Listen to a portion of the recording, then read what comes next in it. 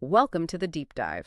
If you're in your 20s or even just thinking back to that time, it's pretty clear how foundational that decade is. Oh, absolutely. It's this period of huge exploration, loads of growth, and it really, really sets the stage for, well, everything else. Right. And every skill you pick up then, even the small ones, it's not just like a passing thing. It becomes a pillar, Hmm. for your future success. It's like laying down roots. Deep roots for a more confident you. Hmm. And that's exactly why we're doing this deep dive today. We're looking at a really insightful source, 30 habilidades esenciales, tu hoja de ruta para triunfar antes de los 30. Which translates to 30 essential skills, your roadmap to succeed before 30. Exactly.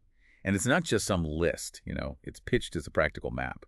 Yeah. The whole idea is to help you navigate life with more confidence, more intelligence, more resilience, really unlock your potential. Yeah, our mission here is pretty straightforward. We want you to come away from this feeling, well, better equipped, like you can spot the skills that really matter for you across different areas of life and figure out how to prioritize your learning so it actually lines up with what you want to achieve. And feel empowered, right, to actually take control of your own development. That's the goal. It is, and the source itself lays out these 5 core goals for getting these skills sorted before you hit 30. Yeah, it does. First up, financial stability. Getting that solid base for your money. Makes sense. Second, boosting your professional growth, getting the tools to really stand out. Important. Third is fostering personal well-being, looking after your mental, physical, emotional health. Crucial. Fourth, gaining independence and autonomy, just feeling capable day to day. Yeah. And finally, number 5, building resilience and adaptability. So you can face challenges head on, keep bouncing back. So, okay, why the big focus on doing this now, in your 20s? What's the source's take? Well, it really hammers home that, look, the world's changing constantly. Having a diverse set of skills isn't just nice to have anymore. It's essential. It's pretty much a necessity. And it strongly reinforces this idea that your 20s are just the prime time to invest in yourself. Sow those seeds for the future. It really is like building your future self, isn't it? Brick by brick during the best construction phase. And it's the intentionality of it that's interesting. It's not just like randomly picking up skills. It's knowing that the foundation you build now supports everything else later. So you're shaping your path, not just reacting. Exactly. Proactive learning, shaping your path. That's the opportunity in this decade. Okay, so what does this mean in practice for you, the listener? The source breaks it down into these practical categories. Let's kick things off with the big one, financial mastery, building that economic foundation. Yeah, this is all about creating that solid base, managing money, growing wealth. Super important starting point. So what's in there? Well, core stuff like budgeting and saving. Really getting a handle on where your money goes, making a budget that actually works for you, setting savings goals, the basics, but done right. Then there's investing. Understanding the fundamentals to grow wealth long-term. Things like compound interest, maybe index funds versus savings accounts. Why starting early, even small, makes such a difference. Right, the power of time. Huge. And of course, debt management. Having smart strategies for dealing with debt, reducing it effectively. Yeah. That's critical for so many people. Okay, makes sense. Now, here's one that the source includes under finance that might surprise some people. Negotiation. Salary prices. Why is that considered a financial skill here? It feels a bit different. That's a really sharp question. The source frames it as financial because its impact is, well, fundamentally financial, especially long-term. It's about asserting your value. How so? Well, think about negotiating your salary early on, that higher starting point. It compounds with every single raise, every promotion, for years, decades even. I see. It's an exponential thing. Exactly. And negotiating prices, say, on a car or even your monthly bills, Yeah. it's not just about saving a few quid right now. It's about developing this mindset of financial agency. Taking control. Yeah, making sure you're not leaving money on the table. Money you could then save or invest. It shifts you from being passive about money to be an active manager of it. I like that framing. Passive recipient versus active manager. That's powerful. Okay, so building on that, managing money is one thing, but making it and growing professionally is another. Let's look at the next category, professional and work skills. Excelling in your career. Right, and this is a big category, crucial for today's job market. It starts with the absolute basics, like effective communication, oral, written, just being able to get your ideas across clearly, persuasively. It underpins everything. Totally. Then time management and productivity. Getting organized, being efficient, it's vital with all the distractions we have now. Critical thinking and problem solving, being able to analyze stuff, find good solutions, not just identify problems, but solve them. Makes sense. And one we mentioned earlier, but it's worth repeating because it overlaps. Adaptability and resilience. Adjusting to change, bouncing back from setbacks, that's huge. Definitely. You also need professional networking, right? Building those valuable connections. It's a long game. It really is. And then there's one that might make some people nervous. Basic coding or programming. Okay, let's pause there. For someone who isn't planning on being a software developer, what does basic mean here? And how does understanding coding logic actually help someone in, say, marketing? Yeah, great question. It's often misunderstood. The source isn't saying become a coder. It's about understanding the logic. Computational thinking, meaning learning how to break down complex problems into smaller logical steps. That skill, it's useful everywhere. Okay. So for marketing, maybe helps you understand how websites work better or how ad targeting functions, leading to smarter campaigns. For someone in sales, maybe optimizing your CRM tools. So it makes you more insightful with the tools you already use. Exactly. More insightful, more adaptable, more innovative, because you get the how behind so many digital processes now. Got it. That makes a lot more sense.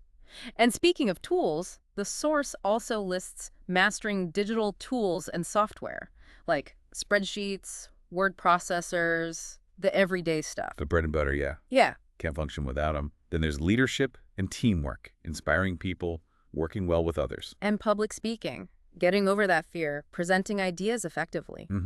And finally in this section, personal and professional branding. Yeah. How you present yourself, online and off, highlighting your strengths. That's massive now with LinkedIn and everything else. Yeah, huge. It's a really comprehensive mix, isn't it? Hard skills, soft skills, modern skills. It really is. It paints a picture of needing to be technically good, but also good with people, good at influencing, and always evolving. Okay, so we've covered finance and career. Next up, the source moves into the personal realm with personal and life skills, cultivating well-being and autonomy. Yeah, this is about fostering your health, mental, physical, emotional, but also those practical daily skills that give you real independence. Like? Well, really practical things like cooking. Good for your health, good for your wallet. Correct. Basic first aid. Just knowing what to do in a minor emergency. Calmly, effectively. Stress management and mental well-being. Techniques to handle stress, look after your mental health. So important. More than ever. And self-awareness and personal development. Understanding yourself, strengths, weaknesses, values, so you can keep growing. Yes, and it gets really hands-on too, right? Like basic home or car repairs.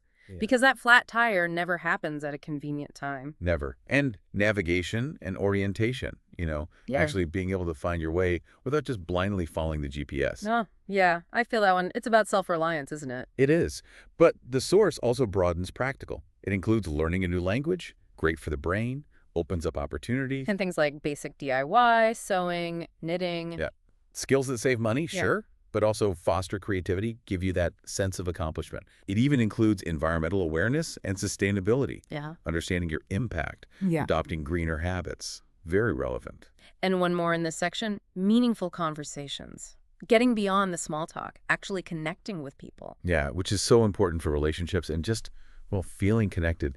This whole category really pushes for a well-rounded person, someone capable in all parts of life. Okay, last main category. Safety and protection skills. Navigating the world securely. This is all about being proactive about your safety. Stuff you hope you don't need, but you're glad you have if you do. Personal safety awareness. Just being switched on to your surroundings, trusting your gut, taking sensible precautions. Basic cybersecurity, absolutely non-negotiable today.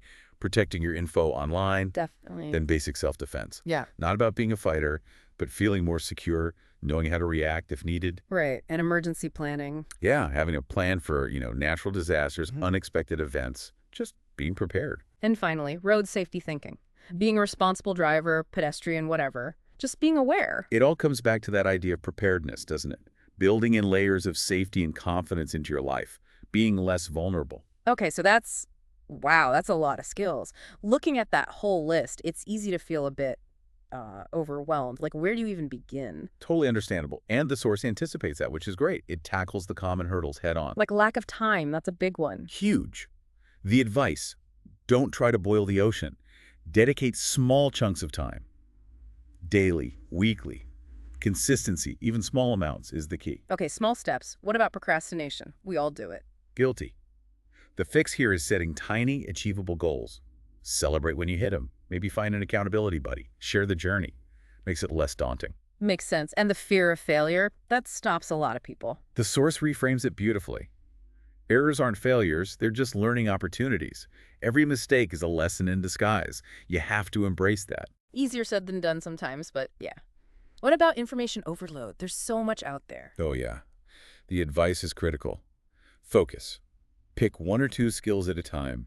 Don't try to learn everything all at once. You'll just drown. Good advice. And finally, maintaining motivation. How do you keep going? Yeah. Connect with your why. Why do you want this skill? Visualize the long-term benefits, how it helps you build the life you want. That keeps the fire lit. Right. Focus on the reward, the impact. Exactly. So, okay, let's wrap this up. Thinking about everything we've covered, reaching 30 with a good handle on these skills, it's more than just an accomplishment, isn't it? Oh, absolutely. The source calls it a declaration of independence and preparation.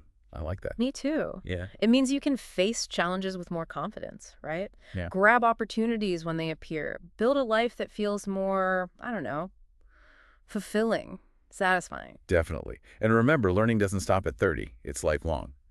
But the source makes a really strong case that your 20s are this unique window. The ideal time to sow those seeds. Precisely. Investing in yourself and your skills, it's simply the best investment you can make. Period. So as you're listening to this, we want to leave you with something to think about, a final thought. Which one of these essential skills feels the most urgent for you to start working on right now? And maybe more importantly, what's the very first concrete step you're going to take to make that happen? Just one small step.